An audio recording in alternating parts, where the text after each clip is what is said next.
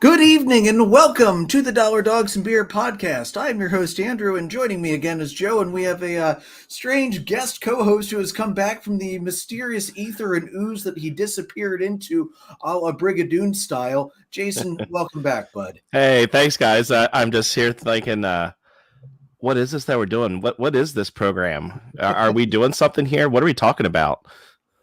So bizarre, isn't it? And not only are you back, Jason, but all three of our teams had freaking great weeks last week. I mean, pretty sure that's the first time in the 3 seasons or 2 seasons that we've been doing this now. So three, yeah. You've been gone. See, it's been so long. That's Joe. How are you doing, bud? Hanging in, brother. Hanging in. It's been what a wild week in baseball. And, we'll get to this later, but how often are you going to strike out 16 guys and lose a game? That's baseball. Gotta love it. All right. So, Mr. Been Gone Forever, what are you drinking tonight? Yeah. So I didn't realize that I need to actually replenish my beer stash. So what I have here is I found it in the fridge. It's a Cider Boys Blackberry Apple hard cider. Drinking it out of a nice little mug here. It's from the Pirate Pete Soda Pop Company. It's something that we saw at a hot air balloon festival during our staycation. It was $20 for the mug, but it holds 40 ounces and was unlimited refills. And it was like homemade root beer, cream soda, black cherry, ginger ale. So definitely got my money's worth. So I was about to say, I'm sure you thoroughly enjoyed making sure you got your entire money's worth out of that mug. Oh yeah, I think I filled it up like 4 or 5 times. So there you go. Yeah, but yeah, it's absolutely a delicious cider. Really nice and tart too. So nice. I'm just shocked that they would price it that cheap if they're giving you unlimited refills for a 40 ounce. That's insane, right? Joe, what are you drinking tonight? Evan Williams and Pepsi this time. I'm off the Mountain Dew this week. Trying to stay level-headed with the way the Cubs played last week. 3 more against the Pirates this week. This is a big couple of days, and then of course we've got the London series over the weekend. So yeah, that London series looks like it should be a lot of fun. I sent this in the fantasy baseball chat earlier. The fact that they did such bland patches is kind of disappointing, but that is what it is. Nothing we can really do about that. And guys, tonight, my youngest sister-in-law, Shiloh, for Father's Day, got me one of my favorite beers from Trogs, the Grand Cacao. So that's what I'm having tonight. Nice. Good taste, Shiloh. Honestly, she'd probably like it too. Really is like an alcoholic chocolate milk. All right, so rolling into it's not going to milk stout. So rolling into this, we'll start first with Father's Day. As always, there's always a ton of uniform things baseball does throughout.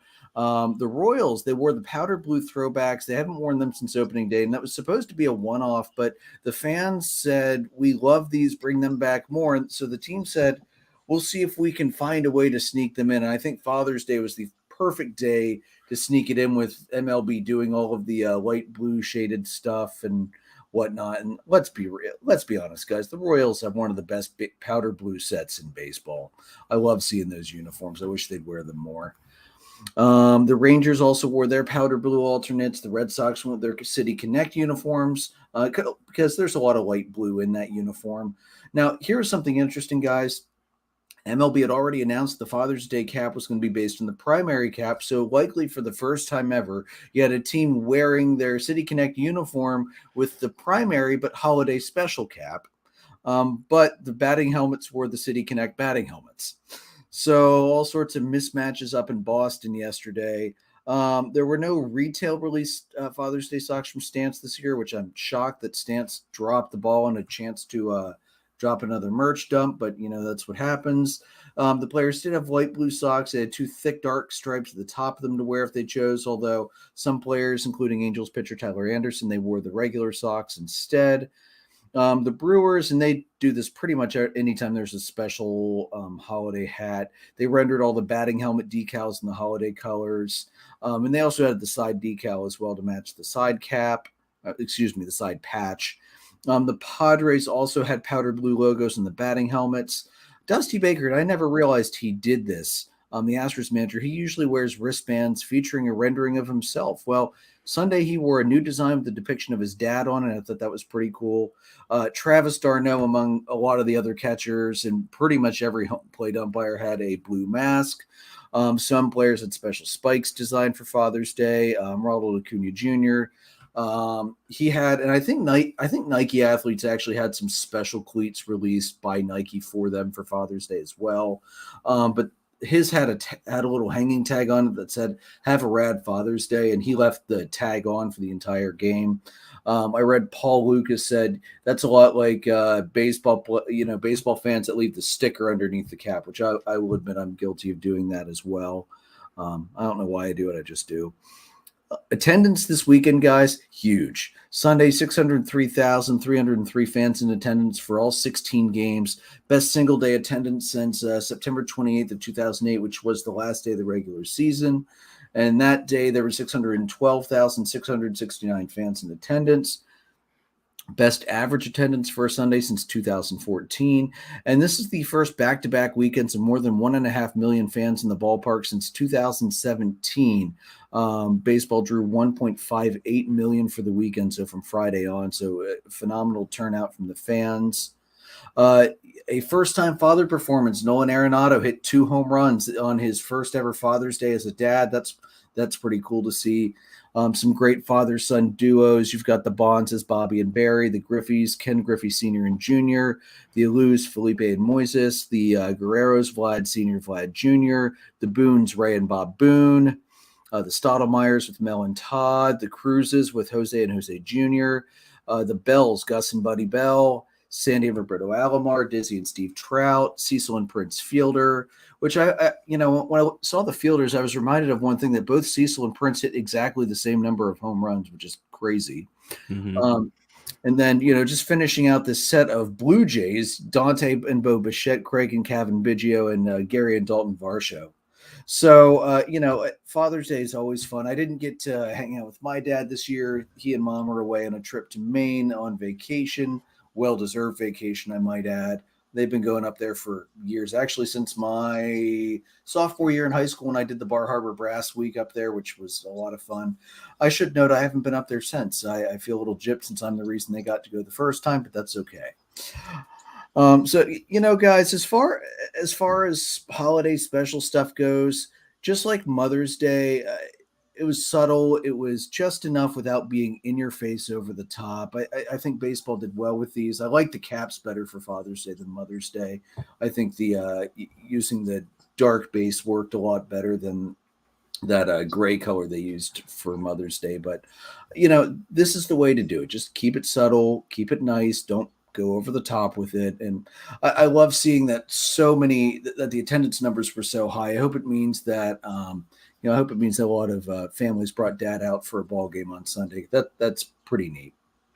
Yeah, and the thing that's interesting to me is with that being the highest attendance since the last day of the regular season, 2008, I think a big part of that in 2008 was you had a lot of races coming down to that final weekend and that final day. I know, and it's mainly because I'm a Phillies fan, I know that the last day of the season in 2008 was pretty close to when the Phils were clinching. I know they clinched it on the last day of the season in 2007.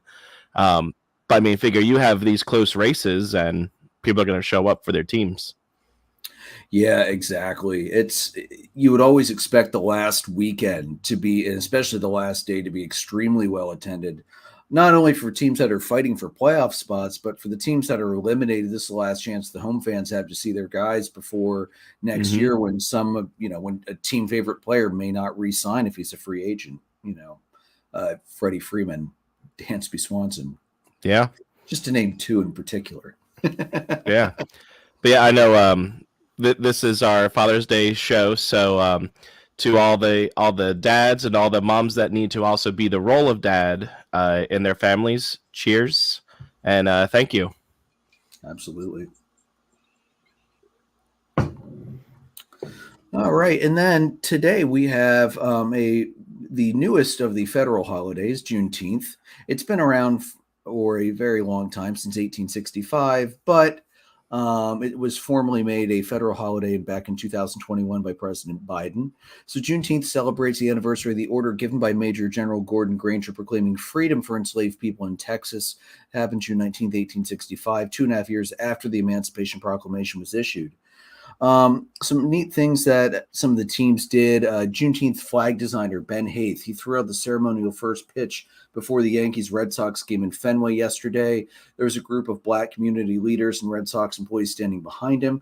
He said afterwards, quote, "It feels like I'm living in a miracle. It wasn't always comfortable for me to come to Fenway Park because sometimes I would hear people called names, but things have changed and it's like a miracle." And he brings up a really good point there, because Boston is not known as, let's just leave it as, they're not known as a racially friendly city, from chanting you hear coming out of the stands. And let's also note they were the last team to integrate. They signed Pumpsie Green, who didn't make his debut until July of 1959, which was more than a dozen years after Jackie broke the color barrier. Today up in Boston, an exhibit from the Negro Leagues Baseball Museum entitled Barrier Breakers from Jackie to Pumpsie opens up at Emerson College. I don't know how long that's going to be open, but any of our fans up there, I would definitely recommend checking that out. I'm sure it's a beautiful exhibit to see. Lift Every Voice and Sing was performed at Boston as well as Oakland yesterday, and I'm sure many other parks as well. The Diamondbacks had the Buffalo Soldiers, an African-American Army unit formed after the Civil War at Fort Huachka, Arizona. They presented the colors. The Mariners wore jerseys from the Seattle Steelheads from the 1940s. Honestly, guys, the Steelhead uniforms are some of my favorite Negro throwbacks that the teams have rolled out over the last couple years. I think Seattle wears them just about every year. So I hope that's a tradition they continue to do. They look excellent. And also the Nationals, they mark the occasion today with a special matinee start. And there was also a special ticket package fans could buy. They would get a Nationals Juneteenth t-shirt, and then $5 from those sales will be donated to the National Museum of African American History and Culture, a museum in the Smithsonian I've not yet had the chance to visit, but it is on my list, along with the Holocaust Museum. They're the only two I haven't seen in the entire Smithsonian, so can't wait to see those two at some point, either this summer or next summer when we go down. So wonderful to see the two celebrations paired off. Good to see baseball taking some initiative on those. Especially, I'm glad that they're doing more to recognize Juneteenth, and I'd really like to see more teams that play on Juneteenth to use Negro League throwbacks from their cities or from their regions, because that would just be another great way to bring more awareness to the holiday and give them a chance to spread more education about the history of it. So hopefully that's something we'll see moving forward from baseball, because let's face it, that's an easy one. Yeah. I mean, we're even seeing the Negro League starting to get a lot more publicity and their history kind of provided to us, even through things like MLB The Show. This year they have a whole Negro League feature that you can participate in. So it's really neat to see how baseball is embracing the history of the game from all levels. Absolutely. And, we've seen them, we've seen Cooperstown electing Negro League players in classes over the years through committee, obviously, since, clearly it can't be a live vote where they're long out of eligibility for that. But I'm glad that baseball is also acknowledging the statistics from those eras as well, so that those players have an opportunity to be honored in Cooperstown, because there were some amazing Negro League players that never had the chance to play in Major League Baseball, or by the time they got to Major League Baseball, they were too old to really be the effective stars they were in their prime. I'm thinking particularly Satchel Paige with that one. So I know I read the story a couple years ago on our first year of the podcast about how Atlanta signed Satchel Paige just to make sure he would have enough eligible years in the majors to be able to have the pension and the retirement and all that. So, and he actually did go out and pitch moderately effectively too for a couple games for them. So it wasn't just a publicity stunt. He actually got into games and, was able to show off a couple tricks he still had up his sleeve. All right, and then some sad news. Dick Turkey Hall, he died today. Died yesterday. He was 92 years old. He began his career as an outfielder with the Pirates in 1952. He evolved into a two-way player in 55 and then became a full-time pitcher in 57. And he was called Turkey because he had a really, really odd pitching motion. If you get a chance, pull up YouTube. Watch some old videos of this guy pitch. Turkey is a great nickname for how the guy pitched. He was best known for his time with the Orioles. He made over 2 stints with the Orioles, 342 appearances, career record of 93 and 75 at 3.32 ERA, 71 saves. Also pitched with the Royals and the Phillies as well. All right. Oh, Jason, you were supposed to talk about that one. I'm sorry, dude. That's all right. Tell you what, I'll take the fantasy notes next, or something like that, since we have the Braves coming up, and then Joe's read the room. Jason, are you sure you want to take the fantasy notes? I mean, your backside kind of got stomped on this week. Well, I mean, it's one of those. I adjusted the lineup kind of just to make sure I had pitchers going, but I didn't really pay too much attention to it this last week. I was just mainly trying to make sure that that the gaps in the lineup were filled. But yeah, so quick fantasy thing. Andrew, you kind of got a little bit of payback for my drubbing of you in week 2 or 3, I guess it was. Yeah, so Acuna's Boomas got Turner and Tooch by a score of 18-8. While Joe and Ron had a really good matchup here. Ronnie's already throwing shade back at you, Jason. Welcome to the losing club. Last I checked, I'm still sitting pretty good overall, but I know my lead has dwindled a little bit. But dude, 2 weeks ago, your lead was over 30 games. It's down to 9.5. Was it 30? I thought it was like upper 20s, but. It's one of those where my team has gone into a little bit of a slump over the last couple weeks. I almost lost to Ron. Actually, I was losing going into like the final week into the weekend, and somehow pulled that one out. Lost to Joe by it's like just a couple the week before. Joe's beaten you twice now, or is it 3 times? We looked this up last week. 2 out of 3. It's twice. Hopefully I can get some payback this week, but it's one of those where this past week, well, first off, before you get to that, Joe's happy and Hornsby beat Schmidt happens 14-11. Updated standings, I'm currently in the lead at 156, 125, and 27. And then Andrew, you are 9.5 back. Joe is 14 back. And Ron is basically the lead that I had a couple weeks ago. He is 38.5 back. And I like how Ron, just so you know, you're still under 500, man. So you have some slack to pick up there. I do see, and I do see Ella comment. So thank you, Ella. I'm glad that you missed me. I don't know about these other guys, but so yeah, basically. I took a quick peek at what the results ended up being, and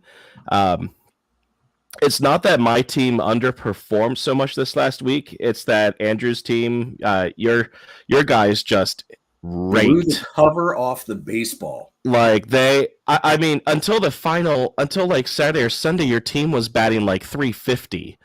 I mean, you don't stand a chance when a team is like. And the best part is Acuna was hitting in the 100s or the low 200s last week. The rest of your team was picking everything up. I mean, it's not that my team underperformed. They did a little bit, but they were about average.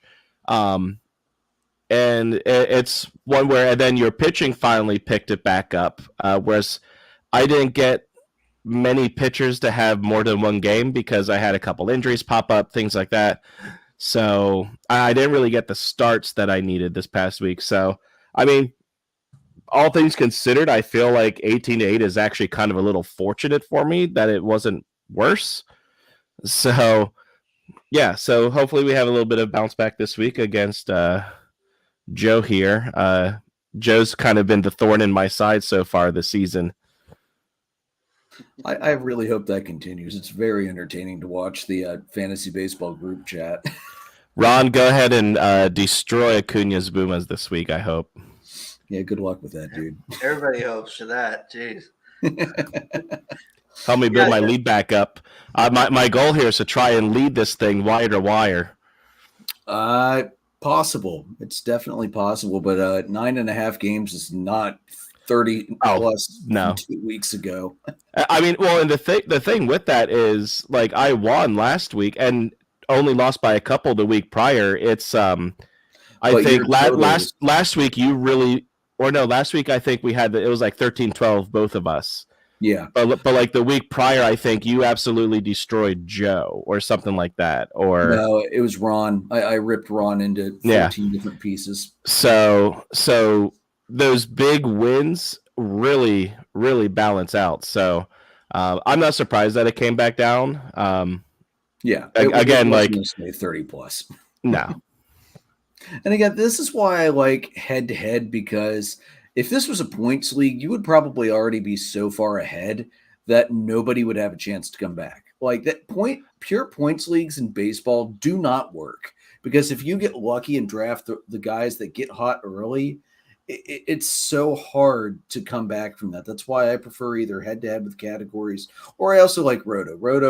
Roto typically runs all the way to the last week of the year, and it's usually far less categories. It's usually 5x5 or 10x10. It's much smaller. And if that's something we can look at next year, if you guys want to do that instead of head to head. Ron said, hey, I still got time to come back, maybe in the playoffs. Ron, I mean, he's at least clinched a spot already. Yeah, it's a 14 league, man. Everybody's going to make it. And honestly, that's the strategy my mom has used for years. She doesn't, in baseball and football, she does not care two flips about the regular season. Come postseason, she is on that team every damn day, making sure everything is as optimized as she can make it. She will be as active as anybody will ever be on the free agent wire. So I get that. That's a very common strategy in small team leagues. Mm-hmm. Although it sounds like we might be expanding to at least 6 next year, so you might not be able to do that next year, Roddy. You might have to play the whole season. All right, so let's roll into this great week that our teams have had. Before we do that, Joe, do you have any thoughts on the fantasy week that you had? It was a good back and forth between Ronnie and I, or I guess it was, just back and forth all the way into Sunday. And Sunday he was up 2 points before game started. So I made a couple of moves on Sunday to maybe get some other points, and it just happened to work out. So it's funny how in baseball, almost more than football, you can make up that deficit like that. Football, because you're also dealing with players swapping in and out on buys and things like that. But with baseball, if you just, you might just take a one-turn flyer and a guy that goes 5 for 5 and hits a home run. And that's just the way it happens. I think too, it was like a lot of our categories were within a few points of each other, like they always are. So, I mean, it's not like it was anything where it was, an 18-8 drubbing or something like that. It was a good back and forth all week. Yeah. And I think the other thing with the lineups is, while you can change that around, I'm sure you all probably do this too, but I tend to see which teams my guys are going against.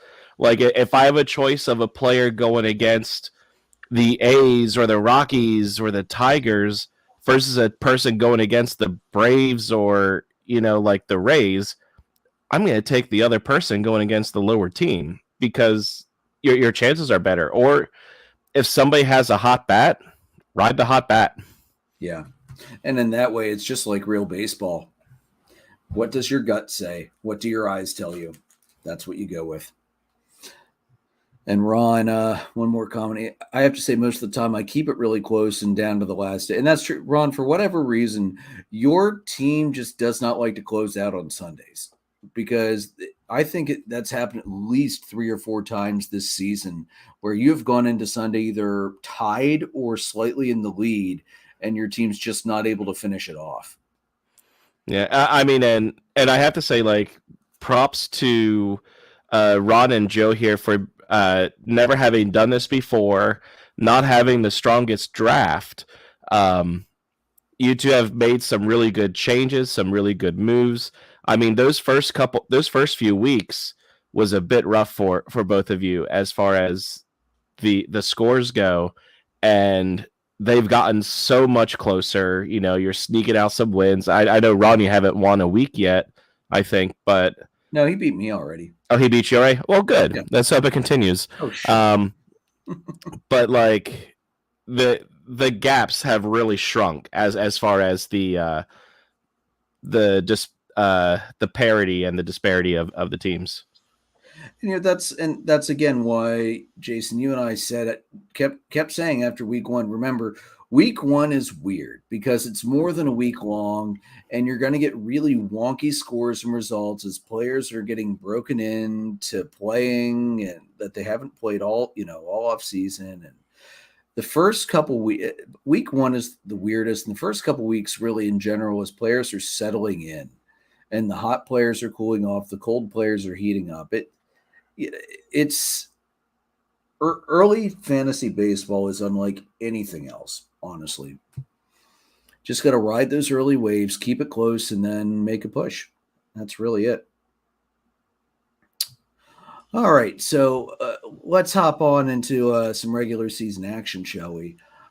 Great week for Atlanta. They lost the first game at Detroit on Monday night in 10 innings, 6-5. Lange picked up the win. Jimenez picked up the loss. Tuesday got postponed because of weather, and then they played a doubleheader Wednesday, and the Braves swept the doubleheader. 10-7 was the first win. Strider picked up the win on that one, his 7th of the season, and the second game was a 6-5 victory. Colin McHugh picked up the win. That was his 3rd win of the season. Minter picked up his 10th save. And then the Rockies came to town, and the Atlanta Bats just blew up the Rockies as if they were playing in Colorado.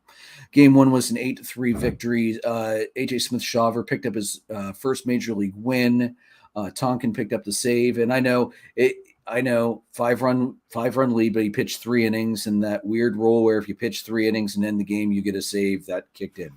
I don't understand it. I think it's a strange rule, but it is what it is.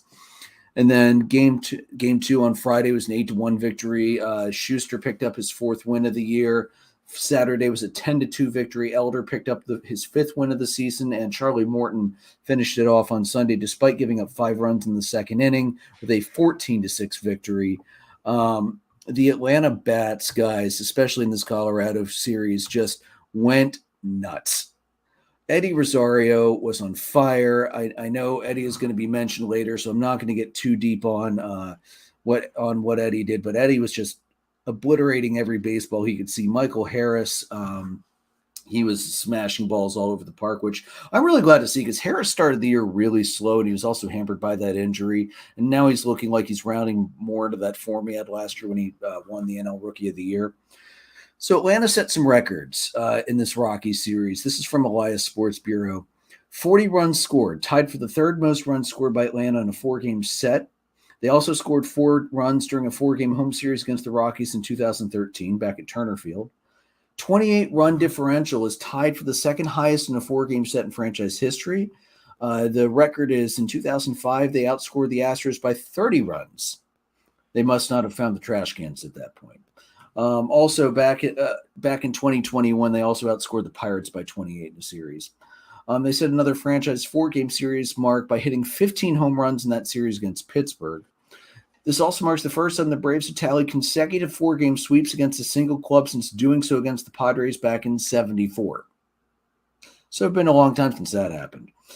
And Snicker said after the final game, he said, "It's crazy. It felt like we played all 4 games at Coors Field just because of the way the ball was flying out of the ballpark." And we know when it gets hot and humid in Atlanta, the ball tends to fly out anyway. But there were some ridiculous moonshots. And the crazy thing is Acuna didn't do hardly anything in the series. He went 2 for 13, 5 walks, no extra base hits. He is definitely not going to be on Andrew's hot hitter list this week. Shocker, I know. So then on Sunday, I'm going to address the elephant in the room before Joe is going to take what I say and rip it apart and read the room. One of a fan favorite, Corey Kluberson, was supposed to have his dad throw out the first pitch before Sunday's game for Father's Day. He is well known in Atlanta for being called clutch for his ninth inning heroics a couple years ago against actually most of the NL East opponents in that run where he was up for a while. He was DFA'd before the game, unfortunately, and was not so his dad was not able to do that. Michael Harris's dad threw out the first pitch instead, and then Harris promptly went 5 for 5. Go figure. But what happened, guys, Saturday, Murphy, I think, tweaked a hamstring, and we are still awaiting test results. They have not made a decision whether to place him on the IL at that point in time. And there was no other catcher on the roster. So they had to, so Kluberson was the most obvious option to DFA to make space to bring Chadwick Tromp back up from AAA. So Atlanta had a backup catcher in case it was necessary, in case d'Arnaud got hurt. Because let's face it, I love Travis d'Arnaud. He's not known to be the most durable catcher in the world.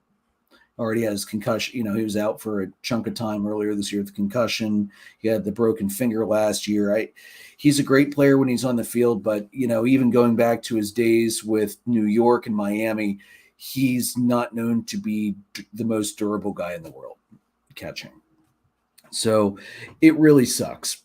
I hate that the Braves had to do it, but it's a professional sports organization. You have to make the move that's right for your team, because God forbid if d'Arnaud got hurt, I don't even know who would have caught. I don't know who the emergency, break glass in case of emergency catcher would have been had d'Arnaud gotten hurt on Sunday, and they would have left Charlie Kluberson in the roster. So, Joe, does Atlanta need to read the room a little bit better? I mean, it's just a stupid call. I mean, I get the club reason for it. You make a good strategic point about it, but it's not like you booked him the day before the game or something like that. You've probably booked this probably a couple weeks in advance at least. If his dad wasn't planning to come to the game, he shows up and travels for a game. It's just stupid. It's absolutely asinine. What? And for me, it's also kind of along the lines of, if he is potentially the one that has to go down, regardless. I mean, it seems like that. Couldn't they play after the game? Or couldn't they have just had somebody else originally chosen? That'd be like, say, that'd be like having Christian Pache's dad come throw the first pitch out for the Phils, when he has the potential to be the one to go down. If there's somebody who has the potential to be the one to go down, why would you do that? Because that is a very real possibility. So I don't know. So it's just weird in general, I think. Yeah. I don't see why they couldn't wait till after the game. I don't really understand that. Because there was nobody else to catch. I get it, but as undurable as d'Arnaud can be, we have this argument all the time when college players sit out bowl games because they might get hurt. Figure it out. It's like Jason said, if you're gonna do something like this, why pick a guy who you might send down? Well, and again, let's think about it. Murphy has been damn reliable. He hasn't been hurt. I don't know if he's been hurt ever in his major league career. This might be his first injury. And Atlanta had been doing a good job of swapping d'Arnaud and Murph to make sure he was spell to keep him fresh. I know JT Realmuto still leads all catchers in innings caught this year by at least 30 innings. And I know he has 75 more innings caught than Murphy did from what I read earlier today. So Atlanta was doing a good job keeping their two catchers fresh, but you just can't go into a game without two catchers on the active roster. You just can't do that. Just because I'm not as up on the Braves roster as you are, what position is Kluberson usually? Utility infielder, like third base. And I think he's corner, like third base, first base. He might play a little bit of shortstop if necessary. And do the Braves have other options at those positions aside from him whenever he's on the roster and up with the team? Let me look at the current roster, and I can tell you because my thought here is if they have other options for those positions, making it clear that if anything happens, he's going to be the one to go down.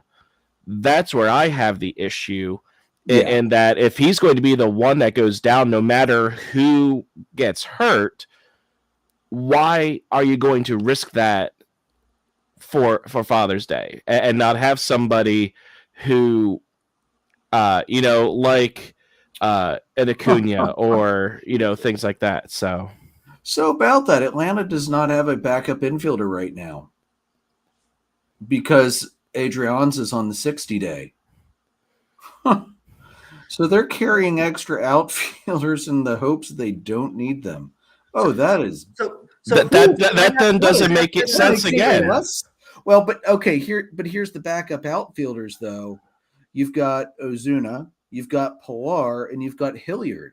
All three guys who are hitting and hot right now. We don't have a guy that has an option left. We have to DFA somebody. I think the reason they DFA'd Kluberson was because he was hitting 125 in limited appearances. And it's, God forbid, it's easier to move an outfielder to the infield for a couple innings than somebody who's never caught before to catcher. And that really screws with your pitching staff too, because you need to have a real catcher behind home plate that knows these pitchers and is able to call a game in an emergency if God forbid something happens. It sucks. It really does. I hate it, but that's the one position on the entire field where you have to have a reliable back. You can't be the San Francisco 49ers in the NFC Championship game with no damn quarterbacks. The catcher is more important than the pitcher because everything runs through the catcher's calls. See, and I get that. And I understood that reasoning until you said that they have extra outfielders and have no extra infielders. That to me just cancels everything else out. Like, I agree. I think that's dumb as hell. I really do. And honestly, had Ozuna not started hitting, he was probably the guy that would have gotten DFA'd and sent down. But he's hitting right now. Hilliard's hitting. Pilar's hitting. He was the low man down because Atlanta doesn't want to see Pilar or Hilliard picked up by somebody else or Ozuna picked up by somebody else. Because better hope you don't have an infield injury. Tell me about it. Although here's the thing. One of those outfielders, a first baseman, real quick there, pal. Well, that's the thing. Depending on who gets hurt, Riley can cover both corners. I know that. Arcia and Ozzy. Ozzy's never played short, but he probably could if he had to in a pinch. Arcia has played everywhere in the infield. I think Arcia has actually even played a couple games in the outfield. So I'm sure there is a contingency plan in place of one of those outfielders spent some time in the infield, either, high school, college, or even low minors, that if they had to, they could move it. Like I said, if you have to, you can move an outfielder to the infield for a game and then make a move after the game. You can't move anybody to catcher who's never caught.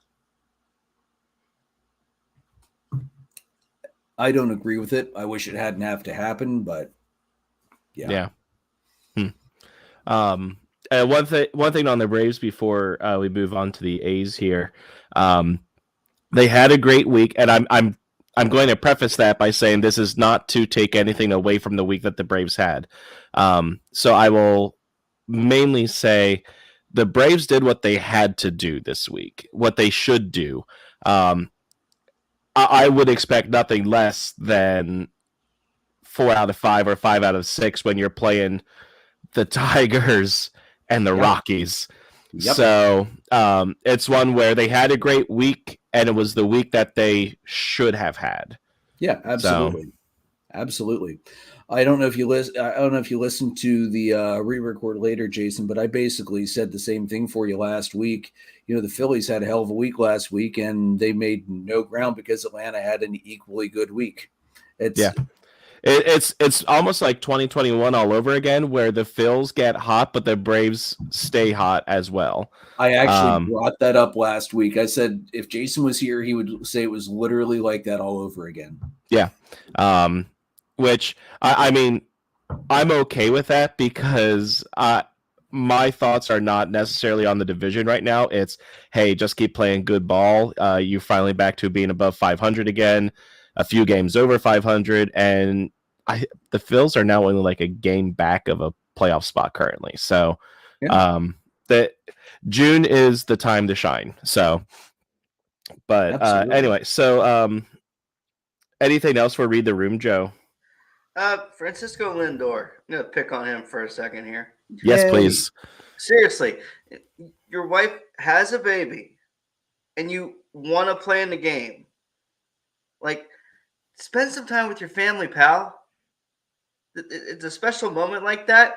Don't be arguing to play the game. And hat tip to Buck Showalter for saying, screw you, you're not playing.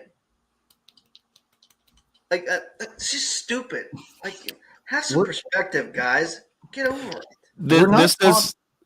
Go ahead, Jason. This does not change my thoughts or feelings on this whatsoever. But just because I'm curious, was it his first child? I think it might have been his third, but still, I don't think. Yeah, it doesn't change my thoughts. He absolutely should have been there and not playing the game. I know sometimes it's one of those situations that professional athletes will not take the time if it's not their first, which I still think is wrong. Let me also clarify. I still think that's wrong. I have a question. Are we playing Game 7 of the World Series? No. Then go to the hell be with your family. What? The Mets like to celebrate early, apparently. Right. Multiple times. Premature celebration syndrome. But it's June, for God's sake. June. And you're fourth in the division. And for me too, I think it's like if you know it's happening, right? You know it's happening. Just take the weekend off.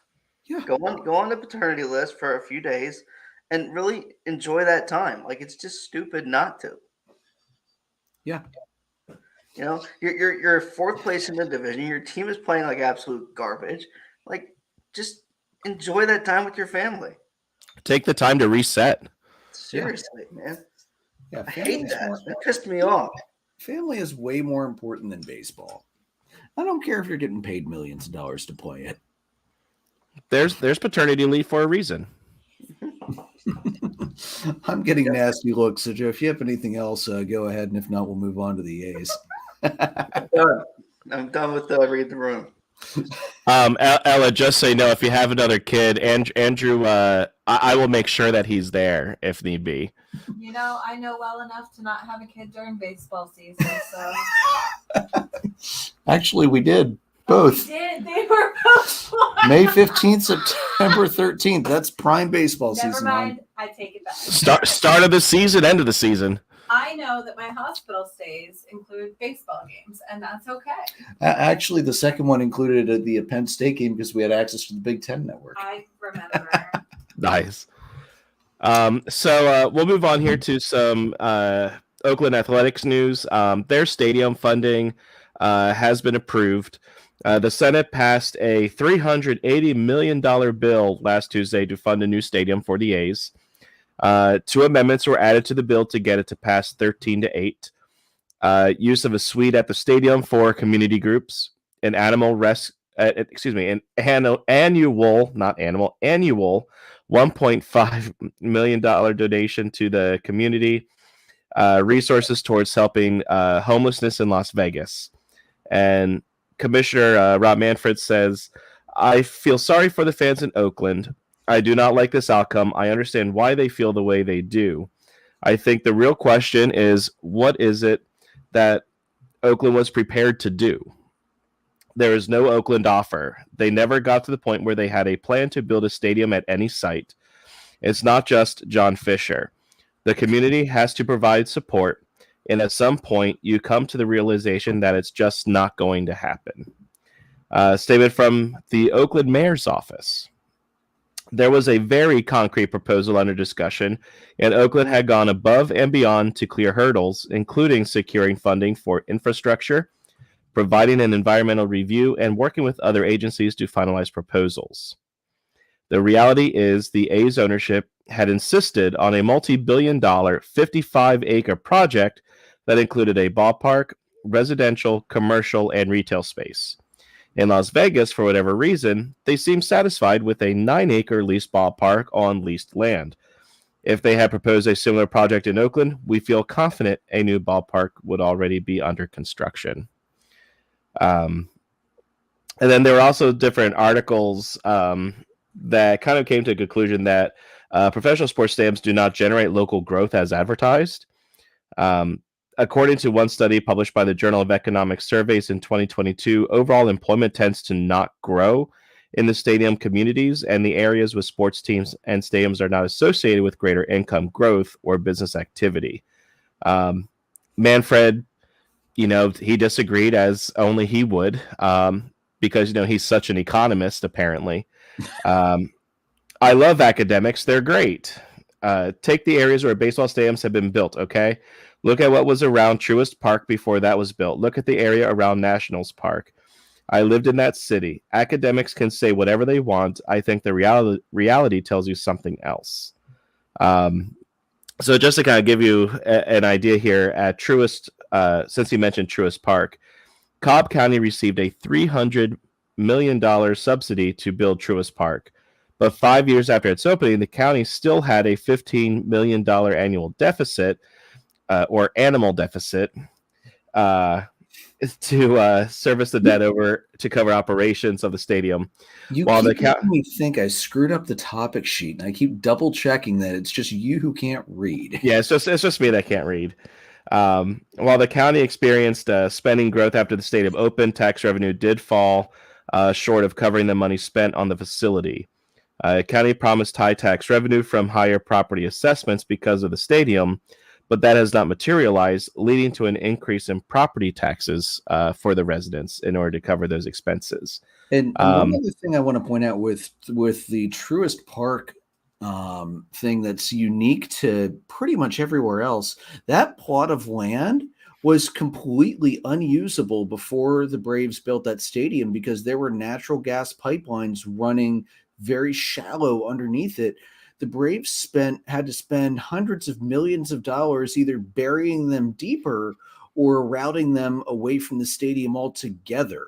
Yeah. So the Truist Park thing that's an even more complicated question than just a straight, is it making money for the county? Is it making money for the state? Because there was so much more upfront cost that had to be taken care of before they could even before they can break ground on the stadium. So yes, Truist Park has not, realized the revenue growth that they wanted to see, but at the same time, they're getting revenue growth from a plot of land that was otherwise not doing anything at all and couldn't do anything at all because nobody had the capital to be able to make it usable. So that one's, I don't really know that I would, if I'm Manfred, that I would really bring Truist Park up because that's kind of complicated. Yeah. Again, he's not an economist. He's not an academic. This isn't his field of work. I trust the academics more than I would trust Rob Manfred with just about anything.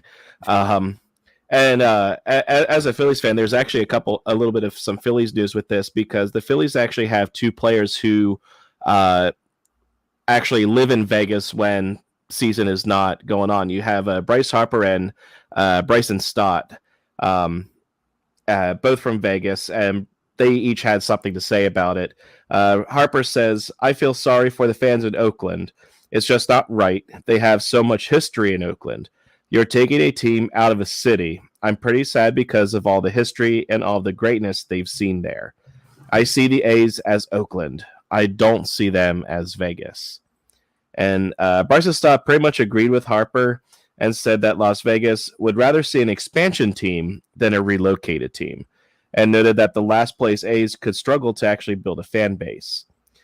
You have people in town liking the Dodgers, the Angels, the Padres, and the Diamondbacks, Stott told USA Today.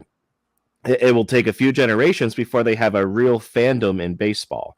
I'm sure they'll sell tickets for visiting fans, which is probably all they care about. And that's actually really accurate. I mean, if anybody is not necessarily geographically skilled, Las Vegas is basically the very southern tip of Nevada, right at the edge of kind of like your California, your Arizona, like that little juncture. So they are it's I actually took a flight to Burbank a couple years ago from Vegas, and it was a 1-hour flight.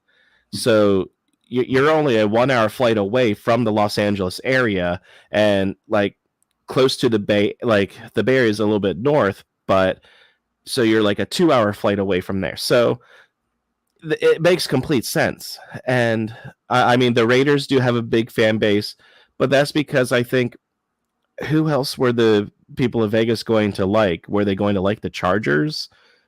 I mean, maybe the 49ers or something, but I mean, the Raiders fan base is traveling pretty well and has translated well in Vegas. As a person who goes to Vegas like every other year for the National Bowling Tournament, I'm very excited to see the A's in Vegas. But again, I'm not an A's fan, so I can absolutely see it just not them just not building the fan base that they need. This is a mess. There's no other way to put this other than this is a mess. Las Vegas and Nevada in general has a huge spending deficit. Jason, while you were gone, Joe and I talked about this a couple times. They can't afford to give their teachers raises, but they're going to throw money at the worst team in Major League Baseball by a very significant margin. I know they've been hot lately, but they're still the worst team in baseball. I mean, there's no doubt about that. They're going to move to what will be the smallest stadium in baseball at a mere 30,000. They're going to move to the smallest TV market in the league. Like, they're walking away from money. They're walking away from a passionate fan base that showed that they will show up to games. Yeah, that reverse protest was brilliant. And it was so well attended. Yeah. I mean, it probably bumped their season average up by a couple thousand at least, just from one game. The problem is the owner needs to go. I absolutely agree with the Oakland mayor's office. They were 100% using Oakland in negotiations to leverage Las Vegas for a better deal. 100% agree with them on that. They're accepting a much smaller parcel of land. They're not going to be able to develop it like Truist, like the Braves did with Truist in the Battery. Las Vegas fans are not going to embrace a team this bad. They're just not. They already have a minor league team that they would probably rather watch than the Oakland Athletics. I haven't seen any of the renderings yet. Are they planning on having it be a domed or retractable roof stadium? Retractable. Okay, good. Because I was going to say, playing in that heat out in basically a desert? Not basically. It's a straight up desert. Oh, it's absolutely. Yeah, it's basically a city in the middle of a desert. So, Joe, wasn't he just out there? Did he forget already? No, I was up in Reno. Not in Vegas. which is Isn't Nevada basically all desert if it's not a mountain? not the northern area, actually. The northern area actually, it does have some desert-like qualities, but it actually has a lot of really beautiful snow-capped mountains. You're about 45 minutes to an hour away from Lake Tahoe. It's actually, the weather out there was pretty much like a regular spring weather here. It was like low to mid-70s. Okay. Yeah. But this is just bad. I think Stott nailed it. They should have gotten an expansion team instead. Yes. I mean, I agree with the location of it in Vegas. I actually stayed last time it was last year. I stayed actually across from where the site's going to be. It's going to be at the Tropicana Hotel and Casino. They're tearing that down to put in the ballpark. And across from that is the Luxor, the giant pyramid. And it's a great spot for it. But it should be an expansion team, not a relocated team. I mean, look at how Vegas has embraced the Golden Knights from their inception. That was an expansion team. They got to basically be like, hey, this is our team that we are building up from scratch. And not a cast off. No, and that team is it has absolutely been just such a good thing for Vegas. And even while the Raiders relocated, Vegas is kind of a little bit of a football town because I think a lot of those fans were already maybe Raiders fans to begin with. But with them, not with how good the Dodgers are, the Giants and the Padres, there's no room for a team like the A's. Arizona's not that far away. No. Colorado's not that far away. That area is already pretty concentrated for fan bases. Yeah. And Oakland is actually going to be the first city to lose all 4 major sports. That's nuts. That's just nuts. How do you go from having 4 major sports franchises in one city to none just like that? It's insane. Well, that's that. As usual, Manfred needs to learn to read the room, as he pretty much always does when he opens his mouth. The moment I read those comments he made, I was like, you've got to be kidding me. We baseball fans have the worst commissioner of any major league by a very, very large margin right now. I think NHL fans would beg to differ. Gary Bettman is not good either. I love the tradition though. Whenever the Stanley Cup is presented, Bettman's right there getting booed. As he should be. But even still, as bad as Bettman is, I'd almost rather have Bettman running baseball than Manfred running baseball. Fair. Man, that feels dirty even saying that. Yeah, so anyway, Joe, do you have any other thoughts? You and I have beaten this dead horse pretty hard over the last couple of weeks as more and more has come out. I mean, I know they tacked on some stuff that they slipped stuff into the bill that the governor originally did not want to sign off on, like paternity leave, I believe, was in there for some things, and there was something else, but he had vetoed originally that they slipped into this bill. So, as you and I mentioned, politics are going to be politics, but it's going to get done in the end because there was no way it wasn't going to get done. Yeah, I mean, look, A's ownership is garbage on this one. The fans proved that with that reverse boycott. That they'll show up if you put the time in. It's not like Cub fans where they'll just show up. It doesn't matter. They'll continue to pay stupid money to go to a game. At least the Cubs have a ballpark to go see that's worth going to see a game in. Right, but still, I mean, you've got in Chicago, you got the most expensive fan experience in all of baseball, and you still have sellouts when they said they were going to be competitive last year and they weren't, and you didn't hold them accountable for it. So, I think A's fans had enough over the last couple of years and said, no, we're not going to help you. Yeah, and then ownership basically said, all right, here's the double barrel. See ya. Yeah. They tried to make it. The A's ownership decided to blame the fans for the state of the team, and the fans showing up for their reverse protest was basically, no, we're still here. We just refuse to line your pockets with the money. As they should be doing. Yeah. I thought that. I love that reverse protest. Jason, your wife Karen chimed in a little bit ago. Reverse protests are a great idea. They really are.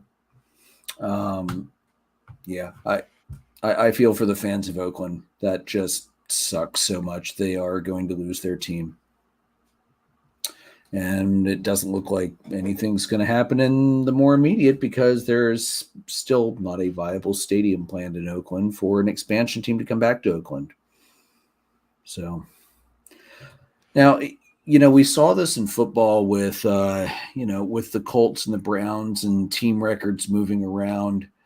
Do you think that, and I don't think this is going to happen, because the A's have already moved around and they've actually won more World Series in Philadelphia than they did in Oakland. I think it was 5 in Philly, 4 in Oakland, if I remember right. Do you see the city of Oakland, though, trying to hold on to the team record, team accomplishment, or do you think baseball's going to be like, yeah, we don't do this. This isn't football? I don't know. Yeah, I would have to think more about that one. All right. I think probably not, but anyway, we'll see. All right, Joe, how about them Cubbies? Good week, man. Yeah, that it's not often you score 44 runs and don't have a good week. So they went 5-1 this week, 3 big ones at home against Pittsburgh last week. 11. I can look at it, can't see it. 11-3, 10-6, and 7-2. Game 1, 2, and 3 of that one. So a really good offensive week. And then, of course, the weekend series at home against Baltimore, 10-3, 3-2, and then they lose yesterday 6-3. Look, good week against competitive ball clubs. It's that they've sort of been playing up and down based on who they're playing the last couple of weeks. To see them have a great week this week was great. Hendricks looked vintage again on Saturday. Looked pretty good. At least as far as I can tell, because I didn't get to watch any of it due to blackout rules and all that lovely stuff. Which is ridiculous. But the week they needed to have, Morel and Hap had monster weeks. Which was really, really crucial for them getting back on the right track here. So I can't complain. A good week for the Cubs to go 5-1 and sort of prolong the inevitable maybe. I don't know. But 3 more against the Pirates this week. You could be looking at going into the weekend with being a couple games back if you continue to play the way they've been playing. And especially if the Pirates keep playing the way they've been playing, because the Pirates have kind of hit that wall. Yeah, they've lost 6 straight. The Cubs are only 4 back in the division race right now. Yeah, so it's a good opportunity for them to get back. St. Louis had a decent week. 2 out of 3 against the Mets this weekend. So do the Cardinals continue to stay on the right track and make this long trip embarrassing or what? I don't know. We'll see. Oh, the Mets, 12.5 games back. Isn't that a pity? I know you don't see any of us crying over that. Not at all. Yeah, Joe, that's an awesome week. I'm glad it was such a good week for the Cubs. Good to see. Like I said, it's nice that you have all 3 of us back together and all 3 teams had a great week. It makes a much more fun episode, and we can rant about things that don't matter as much versus why is my team doing this? Joe, do you want to pick up David Freese here? Sure. David Freese, hero from the Cardinals 2011 postseason run, where they won the World Series that year. He gave a ton of thought to decline an invitation to join the team's Hall of Fame, stating something I have given an extreme amount of thought to. He says, I'm aware of the impact I had helping the team bring great memories to the city. He's a St. Louis native, so that was especially important to him. Their 11th championship as a franchise. He says, look, I hope people will understand how I feel about it. And he was the World Series and NLCS MVP, driving in 21 runs during that postseason, which is a major league record. In the World Series, 348, 7 RBIs, 3 doubles, and the epic Game 6 homer that kept the Cardinals alive in the series against the Rangers. Felt he was not deserving of the honor of being elected to the team's Hall of Fame. So, had a great postseason. Maybe he thought he should have had a better overall career. I don't know, but to each their own. Let these guys make their own decisions. Yeah, and he wasn't a terrible hitter. I mean, a career 277 guy in the regular season, but he was a 299 guy in the postseason. It's the team Hall of Fame. Like if for some reason a committee at Cooperstown said, David Freese, you're going to Cooperstown, yeah, I'd be like, what are you guys smoking? I should not be in Cooperstown. But I understand it was a fan vote, and maybe he was hoping for something more from the team end of things, but it's a little odd to say the least, because it's not usually the Cardinals, the organization that they are. You don't usually see people decline invitations from something from their franchise. So they have a very rich history. Yeah. And him being a St. Louis native, I actually find it more strange that he would decline the invitation than less strange that if he was from Milwaukee, I'd maybe understand that. But being from St. Louis, that just struck me as odd. Yeah, you would think that would have been kind of like a dream of his or something like that. Who knows? All right, Jason, how about them Phillies? Oh, great week for the Phils. Great couple weeks for the Phils. They started the week with 4 against the Diamondbacks. They won that series 3-1. They lost game 1, 9-8. The big thing in this one was JT Real Muto hit for the cycle. I believe he's I forget which number catcher it was. It's like only in the teens or something like that, like 17th catcher all time to get a cycle. He had a home run in the second, triple in the third, so he got the 2 big ones out of the way early. Single in the 5th, and then capped it off with a double in the 9th, breaking a streak of, and almost, I think Philly fans were thinking of it as almost like a curse. David Bell, of all players, was the last one to have a cycle for the Phillies back in 2004.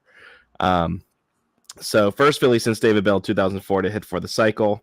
David Bell was not known to be fleet of foot. So, game 2, they won 15-3. Game 3, the Phils won 4-3 in 10 innings. Game 4, a 5-4 win. Really, really great series win on the road against a very solid Diamondbacks team. And then they went, speaking of the Oakland Athletics, the Phillies went there for the weekend series. There are 3 teams that the Phillies have never won a series in their ballpark. And it is the Texas Rangers, which they still have not done because they got swept to open the season. The Angels and the Athletics. Well, the Athletics are no longer on that list because the Phils swept this series 3-0. Which, again, it's what they needed to do. It's what they should have done. Some were pretty close, though. Actually, the last 2 were close. Game 1 was a 6-1 win. Schwarber hit a home run on the very first pitch of the game, and Taijuan Walker went 8 innings for the first time in a few years.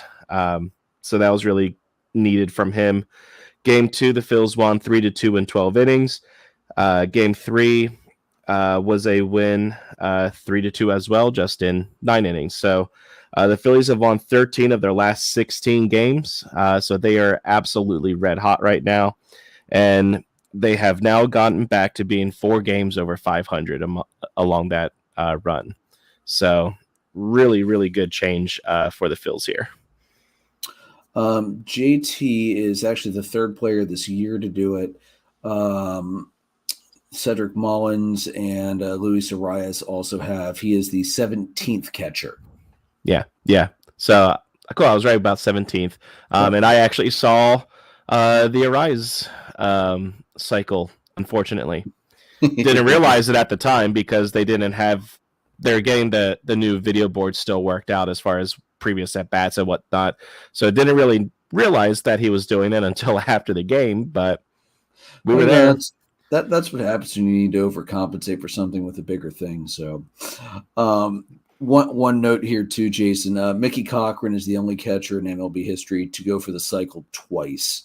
And then the previous catcher to hit the cycle was Benji Molina, July 16th, 2010. So it's been a while. Catchers were due. I'll say of any catcher in the league, he would be the one to do it because he has the speed. So. Yeah, absolutely. All right. So, yeah, congratulations to you guys. Hell of a week. Again, it just sucks standings-wise. You couldn't go anywhere with it because Atlanta had just as hot of a week. I mean, and the Marlins are still hot. Yeah, it's hard to catch them right now, which is ridiculous. It's crazy. The Braves and the Phillies are 2 of the hottest teams in the league in the month of June right now. Separated by just a single game. Atlanta has lost 3 games. Philadelphia has lost 4, which means this upcoming series is going to be a good one. I'm excited. I don't know. Nervous. Well, it's in Philly, which is helpful. Well, except Matt Olson's going to hit at least 2 home runs, as he often does. Maybe I should get a ticket to one of these games. No. One other thing, we'll hit this a little more when we get into it, when we get into the upcoming. You have one thing going for you, and that is that Max Fried and Kyle Wright are not available still. So you still have to face Spencer Strider, but last time he pitched in Philly, it didn't go too well. Yeah, it was the postseason, not the regular season. Last regular season game went very well. All right. And then, I alluded to this earlier. A guy can strike out 16 guys and somehow still lose the game. Joe, how about Lance Lynn? Oh, man. Look, as you brought this up today in the group chat, and I was like, it's a White Sox thing. You wouldn't understand. So, Lance Lynn ties the franchise record for 16 strikeouts over 7+ innings. Bryce Miller has been outstanding for the Mariners this year pitching. Came out ahead of it thanks to clutch hits from Julio and Kalenic. Lynn becomes just the 5th pitcher since 1990 to take a loss in a game where the pitcher threw 16 strikeouts and allowed 3 runs or less. His final line for the game, 7 innings, 4 hits, 3 runs, 2 walks, and the 16 strikeouts. The biggest issue with the White Sox is that they just, number one, they're not hitting. You have a ton of the other older guys who are like, I'm out.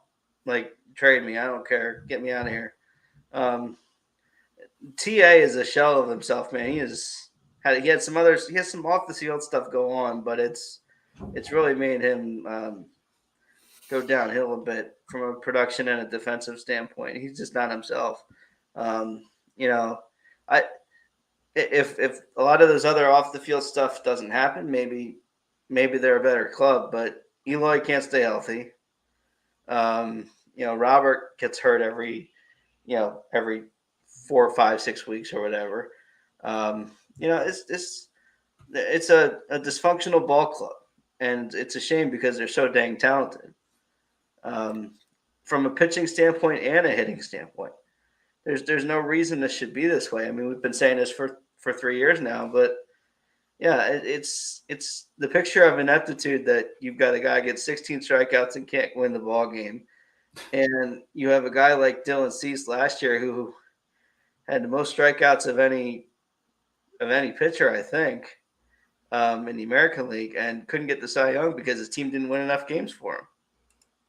Yeah, that's insane. You shouldn't be able to strike 16 guys out, allow 3 runs or less, and lose the game. That's utter insanity to me. But you're right. It's totally the White Sox. All right, so let's roll on from that. Jason, what do you have for Down on the Farm? It's nice to bring that back. I know. So we're going down the farm. I wasn't thinking, otherwise I would have had my song up ready to go. I'll have to remember that for next time. It's been a while. So the hitter this week is Luke Ritter from the Syracuse Mets, the AAA team for the New York Mets. He went 350, batting average, hit 4 home runs, had 7 RBI, so a really good week for him. And then the pitcher of the week is going to be Clayton Beeter of the Somerset Patriots, the AA team for the New York Yankees. So we're in New York this week for the Down on the Farm section. He went 2-0, 10 2/3 innings pitched, 7 hits, 1 earned run, 3 walks, and 13 strikeouts. So really good week for New York minor leaguers. I do have one other big note here. Because it's down the farm, but kind of not much anymore. The Pittsburgh Pirates called up the 2021 number 1 overall pick catcher Henry Davis. He's the 3rd ranked prospect in their organization. He was called up for the game today. While he is a catcher, he's actually going to primarily be right fielder designated hitter. He is going to wear number 32. And this is how good this kid has been. He got called up to he got promoted to AAA just like 2 weeks ago. He played 10 games in AAA before getting the call up. And he actually got his first major league hit tonight in his first major league plate appearance at bat. He had a double down the left field line in his first plate appearance. So, welcome to the show, Henry Davis, and congratulations.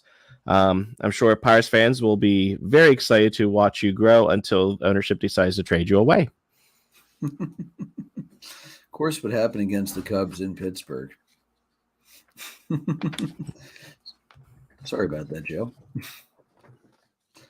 All right, so Joe, Joe, you're muted. Joe, turn your mic back on.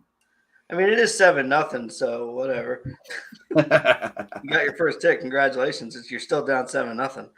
That doesn't mean good things for me in fantasy. Because Joe basically has the entire Cubs roster as his team. No, I really don't. I have 3 guys and 1 pitcher. And he's not pitching. They just have the right ones. What can I say? He's not wrong about that. He was very selective in how he picked his guys and picked them very well. It's not like I picked Michael Tauchman and finally got one right this week. I thought you were going to pick Jason Hayward, even though he's no longer a Cubby. No, I don't think so. Not happening. I mean, I've got 3 Braves on my roster and a former Brave, so I can't say anything about homer picks in fantasy. So would have almost had 4 former Braves, but somebody grabbed Dansby before I did because I wanted a second power hitting shortstop because I really wish I had because Trey Turner sucks.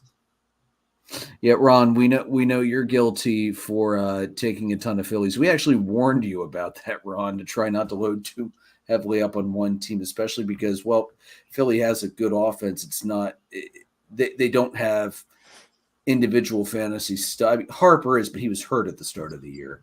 They don't really have a lot of guys that do overall great in fantasy because it is different. John Verity is a star in Roto, but he's far from a superstar. All right, Joe, what do we have for Bring Out the Good this week? It's not very often you get a mulligan, and your name is Mulligan. But a couple of fans at the Red Sox game over the weekend, they called it, the young brother called it a foul ball and inadvertently or intentionally threw it back. So, of course, that pissed off the older brother, which I can't say I blame him. But the Nesson reporter found out about it, was talking to him during the game, and they were able to get some nice swag out of the deal, some Kenley Jansen autograph stuff and things like that. So good work by the Nesson TV crew and the Red Sox to give these Mulligans a nice afternoon. That's all. Definitely. And it's very nice that Joey Votto is back. That's good for baseball. Yes, absolutely. And of course, Hunter Green's going on the IL. I'm sure everybody is going to be upset to not see 155-mile-an-hour fastballs being hurled at them for a while. All right, so let's move on to the hot list. 4 hitters. Two of the ones I picked, I'm going to defer because Joe's got them for Moneyball. So my first hot hitter of the week is going to be Michael Harris of the Braves. 556, 536, 963 line. He had 8 runs scored, 3 homers, 9 RBIs, 2 stolen bases, 15 hits, a pair of doubles, no walks, and 1 strikeout. I've also got Ozzie of the Braves, 423, 484, 846, 7 runs, 3 homers, 10 RBIs, a stolen base, 11 hits, 2 doubles, 4 walks, 6 strikeouts. And you can't ignore the guy who hit for the freaking cycle, JT Realmuto, 409, 519, 1.091, 8 runs, 3 homers, 7 RBIs, a stolen base, 9 hits, 2 doubles, 2 triples actually, 5 walks, 6 strikeouts. And honestly, the hot list guys, I had a hard time narrowing it down just to those because there were so many good options this week for hot list players. Jason, do you have anybody else you want to toss up on the hot list for the hitters? No, I mean, yeah, there's just too many to name this week. Everybody was hitting pretty well across the board, especially in my fantasy team. Joe, do you have any other hot hitters that you want to mention before you bring up Moneyball? Nope. All right, and Joe, who are your 2 Moneyball hitters of the week this week? Well, 1B is Rosario from Atlanta. Slash line of 500, 636, 1438. A OPS of 2074, which is just nuts. It's video game numbers. Yeah. 9 runs, 8 hits, 5 homers, 11 RBIs, 6 walks, and a strikeout. So he's 1B. 1A is Shohei, because Shohei was just a monster this week. 421, 607, 1158, 1765 OPS, 7 runs, 8 hits, 2 doubles, 4 homers, 8 RBIs, 4 strikeouts, 1 stolen base, 1 time caught, and 9 walks. Damn. Talking about seeing the ball, man. Whew. Yeah, I think those were excellent choices, Joe. All right, let's look at the pitchers this week. Speaking of Shohei, actually, you know what? He had a good week. I'm not going to put Shohei on. We're going to go Bryce Miller, first of all, from the Mariners. He went 2-0, 13 innings, 12 strikeouts, a 138 ERA, a .62 whip, 5 hits, 3 walks, a home run allowed. We're going to go Wheeler of the Phillies. He went 2-0, 11 strikeouts in 12 innings, a .75 ERA, a 108 whip, 1 earned run, 10 hits, 3 walks. And I think my last guy for this week is going to be Logan Webb of the Giants. He went 2-0, 11 strikeouts, 14 innings, a 3.21 ERA, 121 whip, 5 earned runs, 15 hits, 2 walks, 2 home runs allowed. Again, a lot of good guys you could have picked. You could have picked Lance Lynn, although he still had a 5.25 ERA for the week. So I had trouble picking that despite 16 strikeouts in the game, just personally. Jason, how about you? Any other pitchers you want to bring up? No, I mainly had Wheeler there because he's looking more like himself now. So, yeah, it's nice. I have him in at least one fantasy league. It's nice that he's finally pitching like himself again. Yeah, just one this week. Yeah, just one this year. Joe, how about you? Any other starters for the week? No, but it's just masterful to see that Miller for the Mariners had less strikeouts for the week than Lance Lynn did in one game. That's baseball, man. 2-0. It was just, that's nuts. Absolutely nuts. They'll help wins K per 9, but not much else. All right, Joe, who is your adulting reliever of the week? Adulting reliever is Jordan Hicks from the Cardinals. 3 for 3 in saves in the last week, 4 appearances, 4 2/3 innings, 2 hits, no runs, 1 hit batter, 7 strikeouts, 4.43 whip, and a 1.33 batting average against. Had himself a heck of a week. Yeah, it's a good week. All right, here's my hot teams list. Obviously, all three of our teams are on there: Braves, Phillies, Cubs. Well earned. I'm also going to throw the Marlins from the East. I'm going to put the Reds on there as well. Definitely not the Pirates. Good God. The Giants are on a 7-game winning streak right now, 8-2 over their last 10. I'm also going to have San Diego on there to wrap out the National League and the American League. I've got the Orioles. No, I can't put the Orioles on. Sorry, guys. Good week until you ran into the buzzsaw known as the Cubbies. I'll put the Angels on, though. They're 7-3 in the last 10 right now. Texas is a little down right now, so I'm not going to put them on this week. Tampa's only 5-5 in their last 10, surprisingly, so I think I'm going to keep them off. So it's a pretty National League heavy list, as, of course, the best league in baseball is flexing its muscles right now. Anybody else? You guys have anything else you want to throw on or take off? I want to make sure because it's very possible that I just missed them. Did you put the Reds on there? Yes. Okay, just so I make sure I didn't miss that. Because, because aside from that, the Reds are on an 8-game winning streak right now. Yes. Yeah, they are ridiculously hot right now. And with Joey Votto coming back, that can only mean good things for the Cincinnati Reds. Joe, you were so right. It's just a good thing for baseball when Joey Votto is back. He's just, number one, he's just a class act, and number two, he's a great baseball player on top of it. So, I mean, and he's got one of the best eyes in baseball. Joey Votto didn't swing, it's not a strike. Exactly. All right, so looking at upcoming this week, Atlanta is going to go through the gauntlet as they are on the road all week for 6. First 3 at Philadelphia: Strider versus Suarez tomorrow night, Smith-Shawver versus Nola, and then Elder versus Taijuan Walker on Thursday.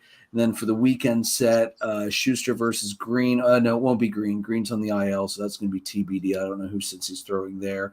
Morton versus Weaver, and then Strider versus Williamson. I'm always okay with seeing Spencer Strider's name up there twice in a week, so hopefully that brings good things. For the Phillies in the second half of the week. It's also a rough one. It could be a rough one, but the Mets are not playing as well. Sanchez versus Senga, Wheeler versus Carrasco, Suarez versus Schertzer, excuse me. And that one is in Philly. Yes, you're in Philly all week. And then the Cubbies, 3 at Pittsburgh. They're up 7-0 behind Smiley versus Beto tonight. Tomorrow's Stroman versus Oviedo, and Hendricks versus Hill. And then they are off for a couple days to do the 2-game mini-series in London: Steele versus Wainwright, Tyone versus Liberatore. So, Joe, it's a very odd 5-game week for the Cubs with all those extra travel days to get in and out of London, which I am glad they do, because that's a hell of a load of jet lag going that far east and west in a relatively short period of time. So things are starting off pretty well, though, with a 7-0 lead to start the week off. So yeah, it's 8-0 now, and Smiley continues to pitch really well. So yeah. I mean, look, where the hell was this Smiley when he was with Atlanta? Honest to God, and Philly. I forgot about that, actually. We tend to try to. I mean, I thought he would be good, but I mean, he's been above expectations. I mean, I'm more than pleased with that. Pitching for the Cubs has been the strongest part of them, the starting at least. Last week the offense finally showed up, and tonight, but all year the pitching's been great. The bullpen's been terrible, and the offense has been spotty. So, they can put it all together. It's amazing what they could do. Yeah, definitely. Look, the Cardinals are the Cardinals. I expect, they kind of got right this weekend with I think the Nationals, and maybe and the Mets and then the Nationals today. So maybe that continues for them. But yeah, it'll be an interesting week. Should be.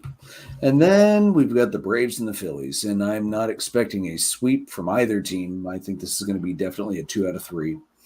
You have to like Philly's odds playing in Philadelphia. They tend to be one of those teams that play far better at home than on the road almost every year. I'm sure that's probably holding true this year as well. But I actually like the pitching matchups across the board in this one, Jason. To get Strider and Elder for the Braves. You guys have Nola going. Ranger seems like he's finally starting to be more Ranger-esque, and Taijuan Walker's coming off his longest outing in a very long time. I can't remember the last time he went 8 innings. I think it was like 2018 or 2019. Oof. So there's the question. Is he still going to be tired from that many innings? You never know. Having the off day, though, for the Braves to travel is kind of like that extra day at least. That's good. And let's remember, too, it's still the first half of the year. Taijuan Walker tends to be very good in the first half of the year and not so good in the second. So we'll see if that trend flips in Philadelphia, or if that's just the kind of guy he is, where he's always going to be one half one story, one half the other story. And some players are just like that. Looking at the second half of the week for Atlanta, I mean, Jesus, they at Philly, at Cincinnati, host Minnesota, host Miami, before they finally get a break with 3 at Cleveland and then go down to Tampa to end the first half. I mean, Atlanta does not have an easy end of the first half at all, especially that 3-gamer in Tampa Bay to end the first half. So we're going to definitely see if the Braves can continue this hot streak they have been on, keep that going the rest of the way. For the Phillies, New York,